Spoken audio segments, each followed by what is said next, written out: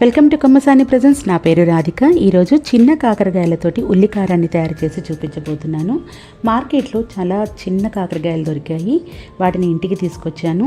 Only పైన గరుకు పాటును మాత్రమే చాకుతోటి తీసేసుకోవాలి, నేను చూపిస్తున్న మాదిరిగా. అన్ని కాకరకాయలను కూడా ఇలాగే చేసేసుకోవాలి. ఈరోజు మనం తయారు చేసే ఉల్లికారంలో కాకరకాయ అనేది చేదుగానే ఉంటుంది. మనం ఎక్కడ కూడా మజ్జిగలో ఉడకబెట్టడం కానీ లేదంటే ఉప్పు వేసి కలిపి రసాన్ని పిండేయడం కానీ చేయలేదు కాబట్టి కాకరకాయ చేదు అలాగే ఉంటుంది. ఇలా అన్ని కాకరకాయలకి పై లేయర్ తీసేసుకున్న తర్వాత వాటర్లో వేసేసి శుభ్రంగా క్లీన్ చేయాలి. తర్వాత ప్లేట్లోకి తీసేసుకోవాలి. ప్లేట్లోకి తీసుకున్న తర్వాత చాకు తీసుకొని మధ్యలోకి ఘాటు పెట్టుకోవాలి. ఇలా అన్ని కాకరకాయలకి ఇలాగే ఘాట్లు పెట్టుకోవాలి. నేను తీసుకున్నవి చిన్నవి కాబట్టి దానిలో విత్తనాలు లేవు. ఒకవేళ విత్తనాలు ఉంటే ఉంచుకుంటే బాగానే ఉంటుంది, ఇష్టం లేని వాళ్ళు మాత్రం తీసేసేయచ్చు. ఈలోపు ఒక క్లీన్ క్లాత్ని తీసుకొని దానిపైన కాకరకాయలను వేసి కాకరకాయలకున్న తడినంతా కూడా తుడిచేసుకోవాలి. మరోవైపు స్టవ్ మీద బాండీ పెట్టుకొని డీప్ ఫ్రై కంటే కూడా తక్కువ ఆయిల్ని వేసుకొని హీట్ చేసుకోవాలి. ఆయిల్ హీట్ అయిన తర్వాత మనకు ఉన్న కాకరకాయలలో సగం వాటిని ముందుగా వేయించేసుకోవాలి. ఉల్లికారంలో చేదున్నా కానీ ఈవెన్ పిల్లలు కూడా చాలా ఇష్టంగా తింటారు, ఎందుకంటే తర్వాత ప్రాసెస్లో మనం యాడ్ చేసే ఇంగ్రీడియంట్స్ అలా ఉంటాయి కాబట్టి. కాకరకాయలు కాస్త కలర్ చేంజ్ అయ్యి నేను చూపిస్తున్న మాదిరిగా వచ్చేంత వరకు ఫ్రై చేసుకొని తర్వాత తీసేసుకొని ప్లేట్లోకి తీసేసుకోవాలి.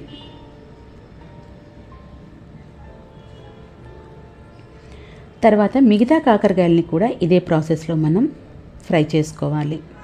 ఇవి ఫ్రై అయ్యే లోపల మనం ఉల్లిపాయ పేస్ట్ కోసం ఉల్లిపాయల్ని ముక్కలుగా కట్ చేసేసుకోవాలి. నేను ఇక్కడ ఒకటి పెద్ద సైజు 2 మీడియం సైజు ఉల్లిపాయలని తీసుకున్నాను. 3 ఉల్లిపాయలు అయితే ఖచ్చితంగా పడతాయి. మనం దీంట్లో ఇంకా వేరే ఏవి యాడ్ చేయము, ఓన్లీ మనకి కలుపుకోవడానికి ఉల్లికారం మాత్రమే ఉంటుంది.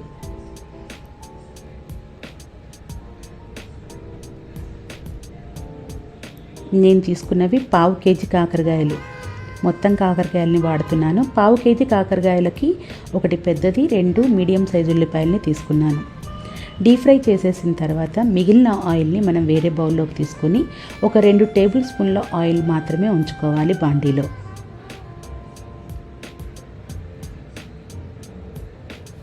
కాస్తంత పచ్చిశనగపప్పు, మినపప్పు, ఆవాలు, జీలకర్ర, కరివేపాకు, కాస్తంత పసుపు, ఇవన్నీ వేసుకున్న తర్వాత ఒకసారి ఫ్రై చేసుకోవాలి. తర్వాత మనం పేస్ట్ చేసుకున్నటువంటి ఆనియన్స్ని వేసేసుకోవాలి. ఈ ఆయిల్లో ఆనియన్ పేస్ట్ మొత్తం కలిసేటట్టుగా కలుపుకోవాలి. ఫ్లేమ్ని సిమ్లో పెట్టుకొని ఈ ప్రాసెస్ చేయాలి. ఆయిల్ సపరేట్ అయ్యే వరకు మనం ఆనియన్ పేస్ట్ని ఫ్రై చేసుకోవాలి.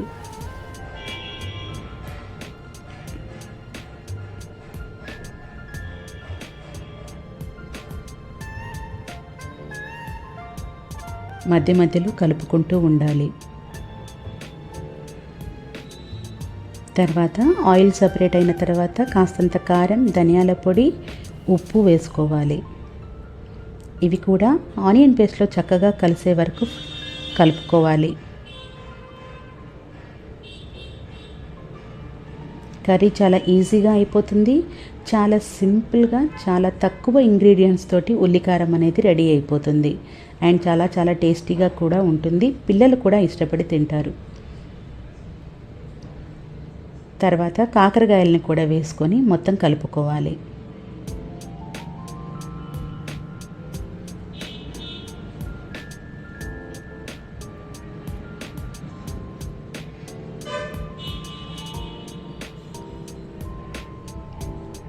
తర్వాత 2 స్పూన్ల బెల్లం తరుగుని వేసుకోవాలి. దీనివల్ల మనకి ఉల్లికారంలో కాస్తంత తీయదనం, ఉల్లిపాయతోటి ఉండే ఘాటు, ఉప్పు, కారం అండ్ ముక్కలో ఉండే చేదు అన్ని రకాలుగా తగులుతూ ఉంటాయి. చాలా చాలా బాగుంటుంది అన్నంలో కలుపుకొని తింటూ ఉంటే. బెల్లం తురుము వేసుకున్న తర్వాత మరో 2 నిమిషాలు వేయించుకొని కొత్తిమీర చల్లేసుకొని దింపేసుకుంటే ఎంతో టేస్టీగా ఉండే చిన్న కాకరకాయల ఉల్లికారం రెడీ అయిపోయినట్టే. తప్పకుండా ట్రై చేయండి. ఈవెన్ డయాబెటీస్ పేషెంట్స్ ఎవరైనా ఉన్నా కానీ వాళ్ళకి ఈ కర్రీని తినిపించండి. చేదుకు చేదు కూడా తగులుతుంది, తినడానికి ఇంట్రెస్ట్ కూడా ఉంటుంది. అలాగే పిల్లలకు కూడా ఇది గ్రేవీ అనేది వాళ్ళకి చాలా ఇష్టపడతారు. అన్నంలో ముక్కతో పాటు నంజుకొని తింటూ ఉంటే చాలా చాలా బాగుంటుంది. తప్పకుండా ట్రై చేయండి.